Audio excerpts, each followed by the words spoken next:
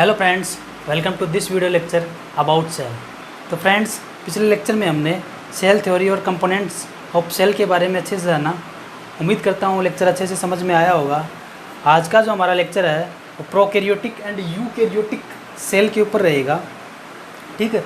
लेकिन eukaryotic cell आज complete नहीं कर पाएंगे, आज हम सिर्फ प्रोकैरियोटिक सेल को ही पढ़ेंगे। तो स्टार्ट करते हैं। देखो, तो सबसे पहले हम प्रोकैरियोटिक एंड यूकैरियोटिक शब्दों के मतलब जानते हैं, ठीक है। तो प्रोकैरियोटिक जो है वो दो शब्दों से मिलकर बना है, प्रो और कैरियन। कैरियन कैरियोटिक से ही आया, ठीक है। प्रो का मतलब हुआ बिफोर और कैरियन का मतलब हुआ न्यूक्लियस। ठीक इसी प्रकार यूकैरियोटिक को भी हम दो शब्दों में डिवाइड करते हैं, यू और कैरियन। यू का मतलब हुआ ट्रू और कैरियन का मतलब वही न्यूक्लियस, ठीक है। अब आप यहाँ पे ये ना सोचें कि सर आज तो इंग्लिश में स्टार्ट हो गया। इंग्लिश भी हिंदी से अच्छे समझ में आती है, देखना। अब हम इनका मतलब जानते हैं। बिफोर न्यूक्लियस का मतलब देखो, जैसे नाम न्यूक्लियस को आप हिंदी में केंद्रक कहोगे, बिफोर यानी पहले, यानी पुराना केंद्रक, यानी ऐसी कोशिकाएं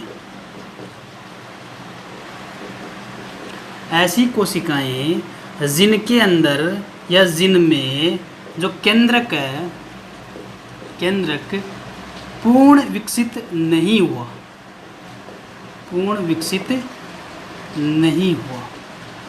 ठीक है। यानी आदिकाल की पुरानी ऐसी कोशिकाएं जिनके अंदर केंद्रक पूर्ण रूप से विकसित नहीं हुआ।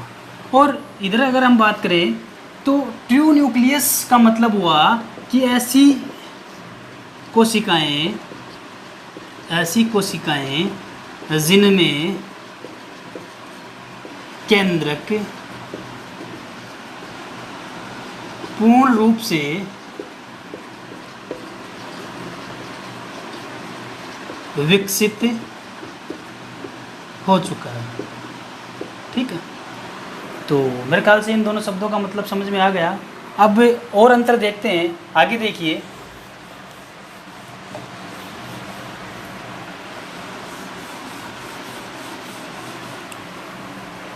प्रोकैरियोटिक सेल की बात करें तो प्रोकैरियोटिक सेल जो होती है वो साइज में छोटी होती है यूकैरियोटिक सेल से, ये साइज में बड़ी होती है, ठीक है।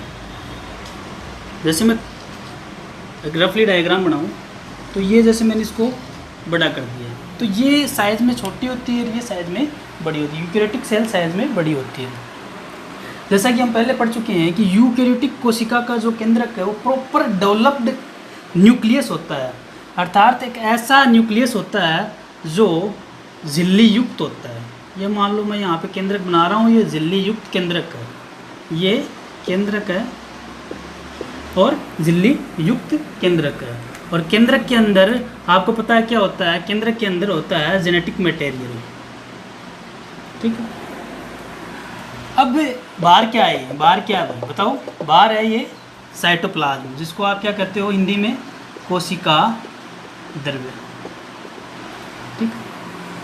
अब प्रोकैरियोटिक सेल की बात करते हैं। जो प्रोकैरियोटिक सेल की अगर बात करें तो इनके अंदर जो न्यूक्लियस जो प्रेजेंट रहता है वो प्रॉपर डेवलप्ड नहीं होता है, यानी एक ऐसा न्यूक्लियस होता है जो झिल्ली रहित होता है। इनके पास झिल्ली रहित केंद्रक पाया जाता है और इनके पास झिल्ली युक्त केंद्रक पाया जाता है, ठीक है। अब इनके पास ऐसा कोई केंद्रक नहीं होता जिसके ऊपर झिल्ली पाई जाए, तो केंद्रक में पाया जाने वाला जो जेनेटिक मटेरियल वो कहाँ जाएगा, वो वही कहाँ जाएगा, वो साइटोप्लाज्म में ही पड़ा रहेगा। भाई आपसे कोई पूछे कि कहाँ जाएगा वो जेनेटिक मटेरियल, तो वो साइटोप्लाज्म में ही पड़ा रहेगा।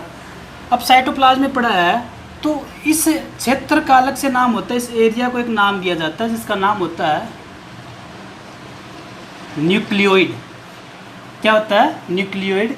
हिंदी में इसको केंद्रकाभ कहते हैं, इसको जीनोफोर भी कह सकते हो आप, ठीक है। तो इसको न्यूक्लियोइड कहा जाता है। और आगे हम देखें तो यूकेरियोटिक कोशिका में झिल्लीयुक्त केंद्रक तो पाया जाता है, साथ साथ जो अन्य कोशिकांग होते हैं, अन्य कोशिकांग होते हैं वो भी क्या होते हैं भाई, झिल्ली युक्त होते हैं, ठीक है। और इसमें झिल्ली युक्त कोशिकांगों का अभाव होता है, झिल्ली युक्त कोशिकांगों का अभाव होता है, ठीक है। बात समझ में आई। और हम बात करें तो यहाँ पर देखो, ये प्रोकैरियोटिक सेल है, इसके ऊपर सेल वॉल प्रेजेंट रहती है। क्या प्रेजेंट रहती है भाई, सेल वॉल। सेल वॉल को हिंदी में कोशिका भित्ति कहते हैं। और सेल वॉल प्रेजेंट रहती है, ठीक है, यानी उपस्थित होती है। और यूकेरियोटिक कोशिका में सेल वॉल, यूकेरियोटिक कोशिका में सेल वॉल, यूकेरियोटिक कोशिका में जो सेल वॉल होती है वो ऑप्शनल होती है। ऑप्शनल मतलब कि अगर यूकेरियोटिक कोशिका पादप कोशिका है तो उसमें सेल वॉल प्रेजेंट रहेगी, और यदि वो यूकेरियोटिक कोशिका जंतु कोशिका है तो उसमें सेल वॉल एब्सेंट रहती है। तो मेरे ख्याल से बात समझ में आ गई। अब हम ये देखते हैं प्रोकैरियोटिक कोशिका में, प्रोकैरियोटिक जो सेल है उसमें कौन कौन से एग्जाम्पल आते हैं। तो याद रखना, एक तो जीवाणु, नील हरित शैवाल और माइकोप्लाज्म, ठीक है। ये इसके उदाहरण हो गए। और यूकेरियोटिक कोशिका में कौन से उदाहरण आएंगे, तो इसके लिए आप पादप कोशिका और जंतु कोशिका का उदाहरण दे सकते हैं, ठीक है। तो मेरे ख्याल से समझ में आ गया होगा। आगे हम प्रोकैरियोटिक सेल की स्ट्रक्चर की बात करेंगे, स्ट्रक्चर ऑफ प्रोकैरियोटिक सेल, ठीक है। जैसा कि हमने पहले पढ़ा कि जीवाणु कोशिका को उदाहरण के रूप में प्रोकैरियोटिक सेल में ही शामिल किया जाता है। तो बेसिकली ये जो स्ट्रक्चर जो पढ़ी जाएगी वो जीवाणु कोशिका की ही रहेगी। तो देखते हैं। तो बोर्ड पर ये डायग्राम बना हुआ आप देख रहे हो, तो इसको हम स्टेप बाय स्टेप समझते हैं। तो पहले बात करते हैं प्रोकैरियोटिक सेल के आवरण की, ठीक है। इसका जो आवरण जो होता है वो 3 लेयर से मिलकर बना होता है। 3 स्ट्रक्चर होती है इसके अंदर। सबसे बाहर की जो स्ट्रक्चर होती है उसको ग्लाइको कैलिक्स कहते हैं। इसके नीचे जो स्ट्रक्चर पाई जाती है उसको कोशिका भित्ति कहते हैं। और जब सबसे नीचे जो स्ट्रक्चर प्रेजेंट रहती है उसको कोशिका झिल्ली कहते हैं, ठीक है। तो आवरण जो है प्रोकैरियोटिक सेल का जो आवरण है वो 3 स्ट्रक्चर से मिलकर बना है। एक तो ग्लाइको कैलिक्स, ठीक है, एक कोशिका भित्ति और कोशिका झिल्ली, ठीक है। अब हम यहाँ पर इनको और एक्सप्लेन करते हैं कि ये जो सबसे बाहर की स्ट्रक्चर होती है आवरण में ग्लाइको कैलिक्स, ये 2 फॉर्म में पाई जा सकती है। कुछ जीवाणु कोशिकाएं इस आवरण को कठोर रूप में रखती हैं, तो वहाँ पर इसको, जब ये कठोर होता है तो वहाँ पर इसको संपुटक कहा जाता है। और जब ये आवरण, ये जो आवरण में जो स्ट्रक्चर है ग्लाइको कैलिक्स, ये जब लचीली होती है तो इसको अवंपक परत कहा जाता है। ठीक है। ग्लाइकोकेलिक्स दो रूप में पाया जाता है। जब ये कठोर रहता है तो इसको संपुटक कहते हैं, और जब ये लचीले रूप से पाया जाता है तो इसको अवंपक कहा जाता है। ठीक है। इसके बाद में हम बात करते हैं कोशिका भित्ति की। कोशिका भित्ति मुख्य रूप से यहाँ पर अगर देखा जाए कि प्रोकैरियोटिक सेल में जो कोशिका भित्ति होती है वो पेप्टिडो ग्लाइकन की बनी होती है। किसकी बनी होती है? पेप्टिडो ग्लाइकन की बनी होती है। पेप्टिडो ग्लाइकन एक जटिल पॉलीसेकेराइड है, जटिल पॉलीसेकेराइड है। ठीक है। ये जो जटिल पॉलीसेकेराइड है ये 2 यूनिट से मिलकर बना होता है।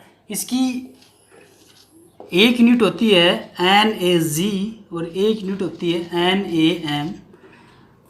इनका पूरा नाम होता है एन एसिटाइल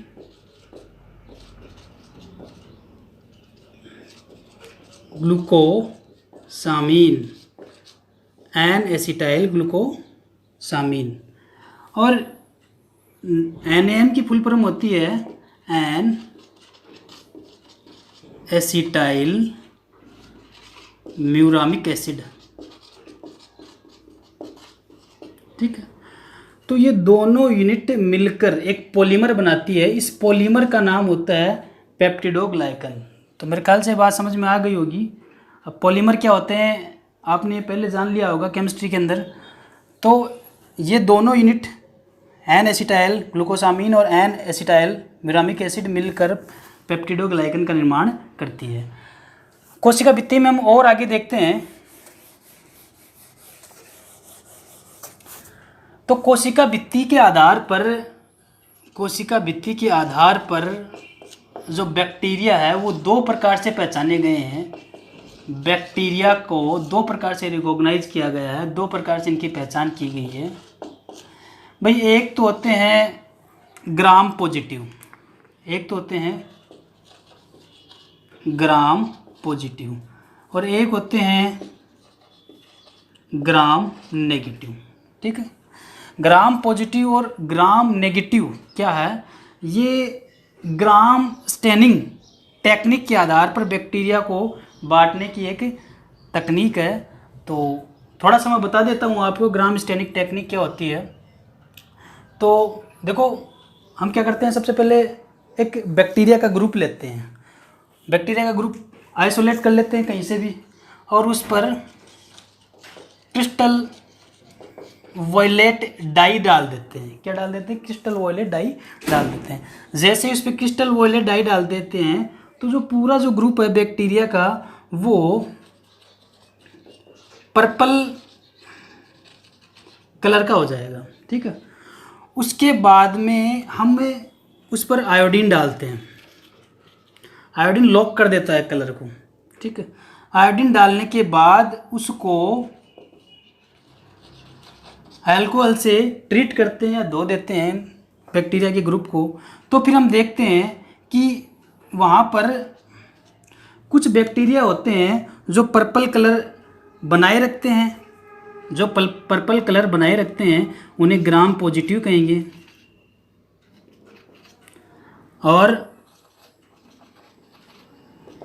जिनसे पर्पल कलर यानी ये जो पर्पल कलर उनसे निकल जाता है उनको ग्राम नेगेटिव कहेंगे। तो जो ग्राम पॉजिटिव बैक्टीरिया है उनमें ये पर्पल कलर रहता है, और ग्राम नेगेटिव बैक्टीरिया में पर्पल कलर हट जाता है। तो ये एक स्टेनिंग टेक्निक है जिसके आधार पर आप ग्राम पॉजिटिव और ग्राम नेगेटिव को आप डिवाइड कर सकते हो।